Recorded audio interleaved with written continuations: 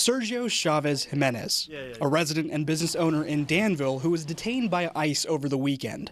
Federal officials tell Newswatch 16 Jimenez was detained due to an unlawful status and a prior DUI arrest in 2008.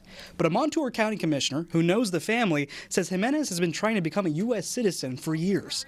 But what does the path to citizenship look like? Well, someone applying for U.S. citizenship has to go through a number of intermediate steps. The first step to becoming a citizen is to obtain a green card when you're on a valid visa. Typically, you have to be a green card holder for 5 years to even apply for citizenship, but it may take several years to get the green card, if they're eligible at all to get it. To be eligible for a green card, you have to fit into a certain category of applicants, such as having immediate family members who have a green card or citizenship.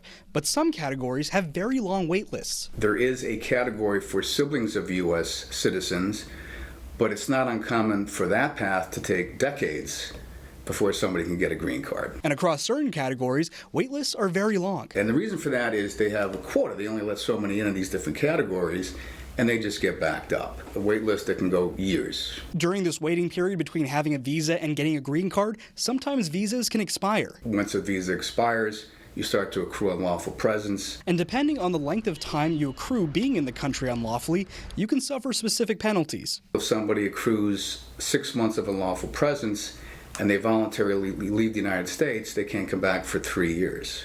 It's called the 3-year bar. If they're unlawfully present for a year or more and they voluntarily leave the U.S., they can't come back for 10 years. It's a process that has many steps, which is made easier if you have an attorney, which is only one financial cost in the entire process.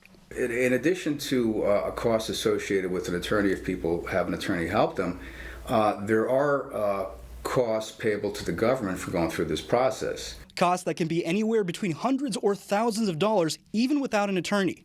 So there's a cost no matter what if you're going to get into the immigration system. As for Jimenez, he's expected to remain in ICE custody pending removal proceedings. Adi Iyer, Newswatch 16, Scranton.